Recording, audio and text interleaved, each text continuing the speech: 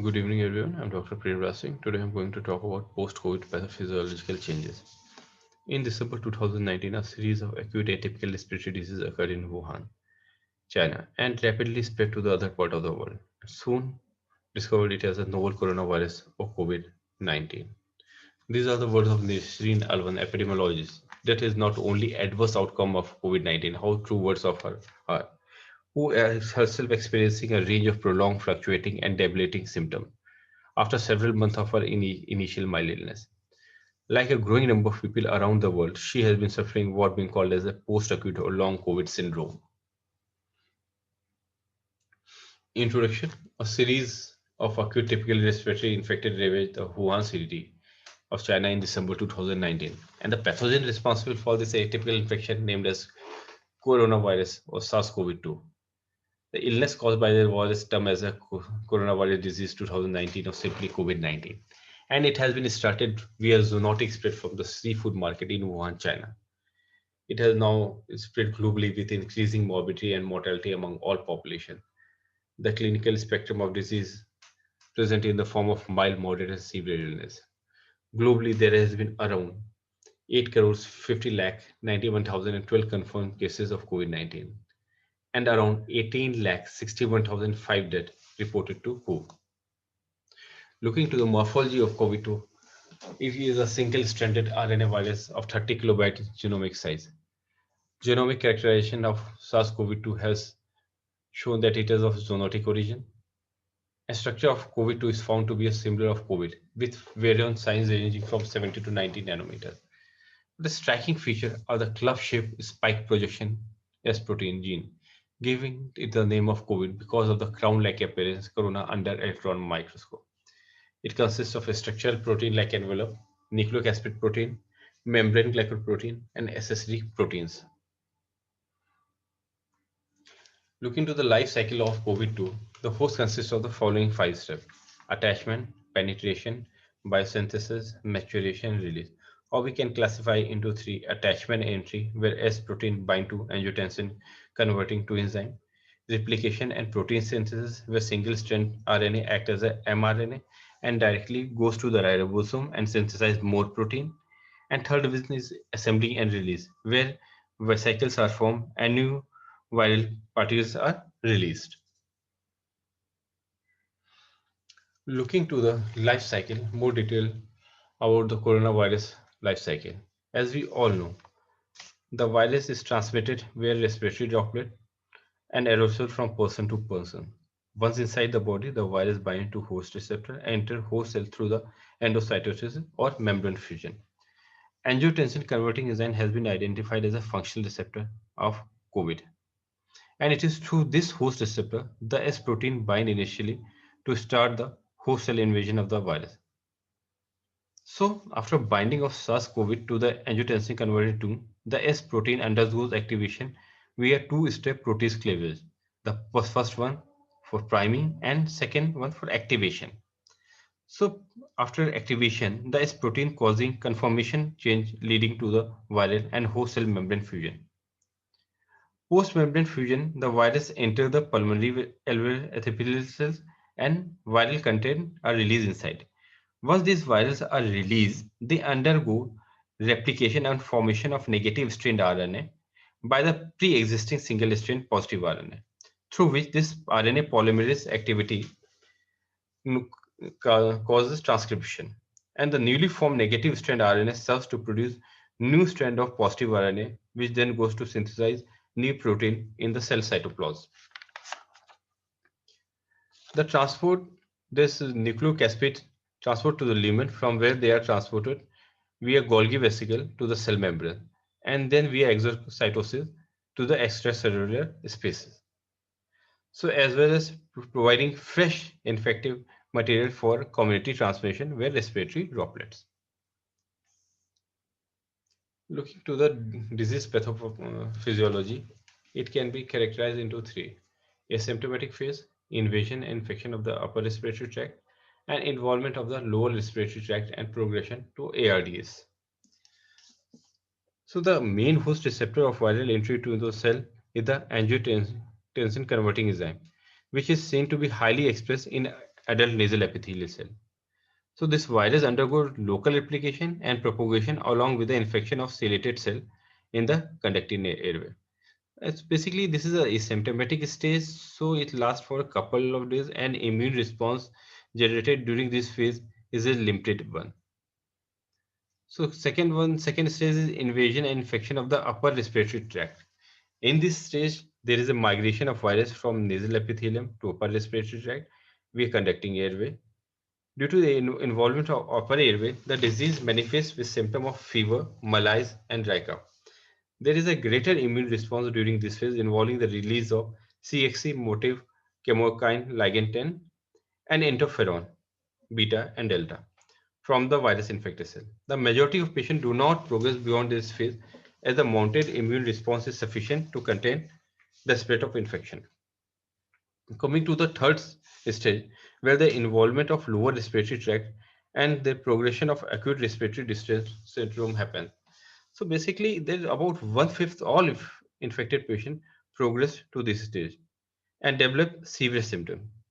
The virus invades and enters type 2 alveolar epithelial cell and host receptor angiotensin converting to enzyme and undergo replication to produce more viral nucleocapsid. This virus-laden pneumocytes now release many different cytokines and inflammatory markers such as interleukin 1, interleukin 6, 8, 120, and 12, and tumor necrosis factor alpha, IFN delta, monocyte, chemoattractant protein 1, and macrophage inflammatory protein 1 alpha. This cytokine storm act as a chemoattraction for the neutrophils, CD4 helper T cells, and CD8 cytotoxic T cells, which then begin to sequester in the lung tissue. These cells are responsible for fighting off the virus, but in doing so are responsible for the subsequent inflammation of lung injury. So basically, what happened? This infect the adjacent type 2 alveolar epithelial cell in the same manner. And due to persistent injury caused by the sequestered inflammatory cell, the viral inflammatory replication leading to loss of both 1 and 2 type pneumocytes. So there is a diffuse alveolar damage, eventually culminating into acute respiratory distress syndrome. Looking to the clinical spectrum of COVID-19 disease, so there is asymptomatic where no clinical symptom, positive nasal swab may be present, and normal chest X-ray. Mild illness, fever, sore throat, dry cough, malaise, and body ache, or nausea and vomiting, abdominal pain, loose stool. Moderate illness, symptom of pneumonia, where persistent fever cough will be there without hypoxemia. Significant lesion on high resolution CT chest. Severe illness, pneumonia with hypoxemia, saturation less than 92% in room air. And in critical state, there is acute respiratory distress syndrome along with shock, coagulation defect, encephalopathy, heart failure, and acute kidney injury. Looking to the complication seen in patient with COVID-19, they may be commonly seen and rare. In commonly seen, there is a ARDS, acute respiratory failure, sepsis, DIC, acute liver and kidney injury, pulmonary embolism, and rare rhabdomyolysis, multisystemic inflammatory syndrome, aspergillosis, pancreatitis, autoimmune hemolytic anemia, and neurological complication. So these are, as we all know, COVID-19 affect all the body organ from head to toe. So looking to the cardiovascular, it may cause myocardial inflammation, ventricular dysfunction, respiratory pulmonary function abnormalities, renal acute kidney injury, dermatologic rash alopecia, neurological olfactory and gustatory dysfunction, sleep deregulation, altered cognition, memory impairment, and psychiatric depression, anxiety, and change in mood. Looking to the paper published in October in JAMA, the long-term health consequences of COVID-19, where we define post-acute COVID-19 as the presence of symptom extending beyond 3 weeks from the initial onset of symptom and chronic COVID-19 as extending beyond 12 weeks. So what CDC conducted a telephonic survey of around 292 adults. They were more than 18 years. Of which 35% of 274 symptomatic respondent report not having returned to their usual life state of health 2 weeks or more after testing. Older than 50 years and the presence of three or more chronic medical conditions were associated with not returning to usual health within 14 to 21 days after receiving a positive test result. And 1 in 5 individuals aged 18 to 34 years without medical condition had not yet achieved baseline health when interviewed at a median of 16 days from the testing date. Looking at the manifestation, the most commonly reported symptom of acute COVID-19 are fatigue and dyspnea. Other common symptoms include joint pain and chest pain. Specific organ dysfunction has been reported involving primarily the heart, lungs, and brain.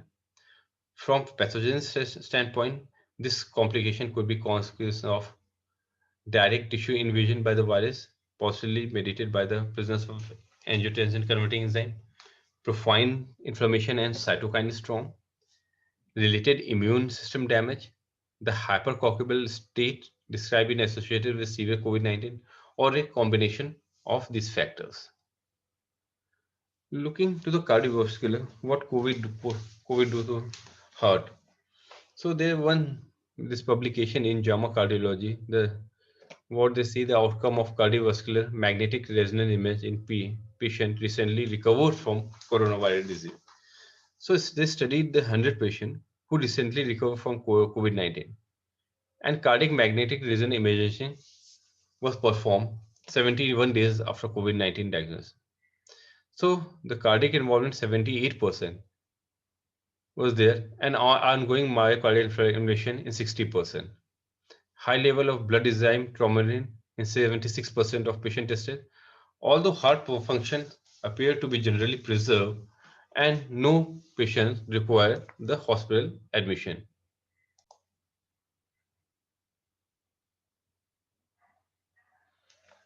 Coming to the pulmonary, there was two studies when one was in e-clinical medicine in which they studied a 55 patient of COVID-19 at 3 months after discharge. 60, 35 or 64% had a persistent symptoms and 71% or 39 patient had a radiological abnormalities consistent with pulmonary dysfunction such as interstitial thickening and evidence of fibrosis. And 3 months after discharge, 25% of patients had decreased diffusion capacity for carbon monoxide. In other study of 57% abnormality in pulmonary function test result obtained 30 days after discharge. There was a decreased diffusion capacity for carbon monoxide in 30 patients and diminished respiratory muscle strength in 28 patients on 49%. So if we compound on cardiovascular comorbidities, either pre-existing or incident from COVID-19, persistent decline in lung function could have major adverse cardiopulmonary consequences. Looking at the neurological effect of COVID-19, the most common long-term neurological symptom after COVID-19 are headache, vertigo, chemosensory dysfunction. Stroke is a serious albeit uncommon consequence of acute COVID-19. Encephalitis, seizure, and other conditions such as major mood swing and brain fog has been reported up to 2 to 3 months after initial illness onset. Looking to the one study published in Histopathology, post-mortem examination of COVID-19 patient revealed diffuse alveolar damage with severe capillary congestion and variegated finding in lungs and other organs suggesting vascular dysfunction. So basically, this article reported the autopsy finding of 21 COVID-19 patients. The primary cause of death was respiratory failure with exudative diffuse alveolar damage and massive capillary congestion. 10 cases showed superimposed bronchopneumonia. Further finding includes pulmonary embolism in 4 cases, alveolar hemorrhage in 3, and vasculitis in 1. Pathologies in other organ systems were predominantly attributed to shock. 3 patients showed sign of generalized and 5 of pulmonary thrombotic microangiopathy. 6 patients were diagnosed with senile cardiac amyloidosis upon autopsy. So what they concluded is that implying that hypertensive, elderly, obese male individuals with severe cardiovascular comorbidities, as well as those with blood group A, may have lower threshold for tolerance for COVID-19. This provides a pathophysiological explanation for higher mortality rates among these patients. Looking to the picture of gross leg finding, there typical in photograph A, there is typical appearance of coronavirus disease. Note the perceptibly thickened alveolar septae and congestive interstitial aspect as a thromboembolus in the lower lobe. In picture B, there is the extensive bronchopneumonic infiltrate in COVID-19 suffering from superimposed suppurative pneumonia. This is the microscopic lung finding. In picture A, there is exudative diffuse alveolar damage showing discrete hyaline membranes and prominent capillary congestion. In picture B, there is cinctal cell of pneumocyte 2 origin. In C, there is the extensive capillary congestion without diffuse alveolar damage. And in D, there is a microthrombi in alveolar capillaries. So finding in the other organs, the kidney showing acute tubular damage without evidence of increased inflammatory infiltrates. Picture B, kidney showing disseminated intravascular coagulation. In C, there was a florid splentis showing the increase in neutrophil number in the perifollicular and marginal zones of the spleen. And D, lymph nodes shows an increase in the number of plasmablasts in the interfollicular zone as well as congestion. There was another study that was published in the Lancet in which the histopathology and ultrastructural finding of fatal COVID-19 infection in Washington state. So it was a case series in which around 14 people who died of COVID-19 in King County Medical Examiner offices in USA, of them postmortem were done. Tissue examination was done by light microscopy, immunohistochemistry, electron microscopy, and quantitative RT-PCR. The median age of cohort was around 73.5 years. All patients had clinically significant comorbidities, the most common being hypertension, chronic kidney disease, obstructive sleep apnea, and metabolic disease including diabetes and obesity. The primary pathology observed in cohort was diffuse alveolar damage and virus located in the pneumocytes and tracheal epithelium. Microthrombi was observed where scare and endothelial was not identified. Other non-pulmonary organs showed susceptibility to infection. So these are the post-mortem findings by organ system by patients. So here this has shown all the 14 patients of which they did post-mortem. And so the major histopathological observation in patient who died with COVID-19 was diffuse alveolar damage, type lung, the acute or organizing phase. Lung tissue from most descendants shows pulmonary edema, prominent reactive type 2 pneumocytosis, intraalveolar fibrin, and hyaline membrane. They found evidence of organizing diffuse alveolar damage in a patient with COVID-19 who died after 2 days of symptom onset.